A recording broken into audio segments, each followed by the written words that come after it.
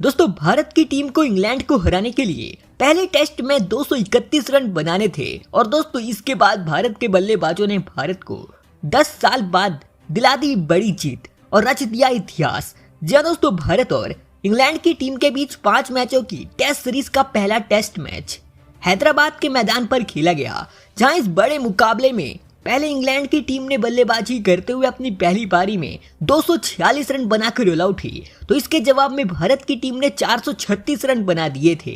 तो इसके बाद दोस्तों इंग्लैंड की टीम ने दूसरी इनिंग में कमाल का प्रदर्शन करते हुए पूरे 420 रन बना दिए और दोस्तों भारत की टीम को 231 रनों का टारगेट दिया पहला टेस्ट मैच जीतने के लिए, जहां दोस्तों इंग्लैंड की तरफ से ओली पोप ने दूसरी इनिंग में सबसे बेहतरीन बल्लेबाजी करी। जी दोस्तों, ओली पोप ने 196 रनों की शानदार पारी खेली थी और दोस्तों वो अपने दोहरे शतक से केवल 4 रन दूर रह गए थे और दोस्तों उनकी पारी की बदौलत ही इंग्लैंड की टीम ने भारत को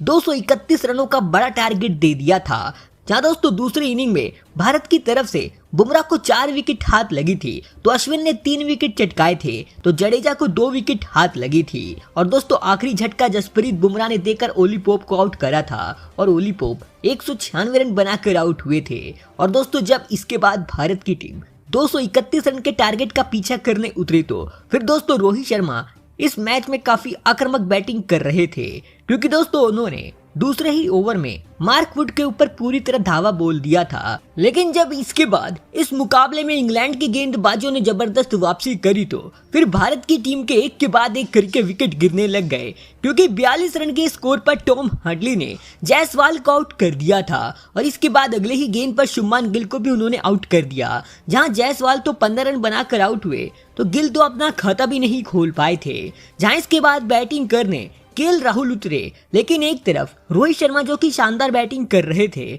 उनको 63 रन के स्कोर पर टॉम हार्डली ने आउट कर दिया और रोहित 39 रन बनाकर आउट हुए थे और भारत की हालत इस मुकाबले में खराब होती जा रही थी। जहां इसके बाद 95 रन के स्कोर पर टॉम हार्डली ने अक्षर पटेल को भी आउट कर दिया था और अक्षर 17 रन बनाकर आउट हुए थे। जहां इसके बाद भारत की हालत एक के बाद एक करके खराब होती जा रही थी, क्योंकि उनके विकेट एक के बाद एक गिरते जा रहे थे और इसके बाद जोए रूट ने केएल राहुल को भी आउट कर दिया था और राहुल 22 रन बनाकर आउट हुए थे। तो इसके बाद जैक लीच ने श्रेयस अय्यर को आउट कर दिया और अय्यर 13 रन बनाकर आउट हुए और जडेजा भी 119 रन के स्कोर पर ही 2 रन बनाकर रन आउट हो गए थे और दोस्तों भारत के 7 विकेट 119 रन के स्कोर पर गिर चुके थे और दोस्तों इसके बाद आखिरी उम्मीद भारत की शिखर भारत और आर अश्विन पर टिकी थी और दोस्तों ये दोनों बल्लेबाज इसके बाद काफी संभल कर बैटिंग कर रहे थे, लेकिन तभी 176 रन के स्कोर पर शिखर भारत टॉम हार्डली की गेंद पर क्लीन बोल्ड हो बैठे और वो 28 रन बनाकर आउट हुए।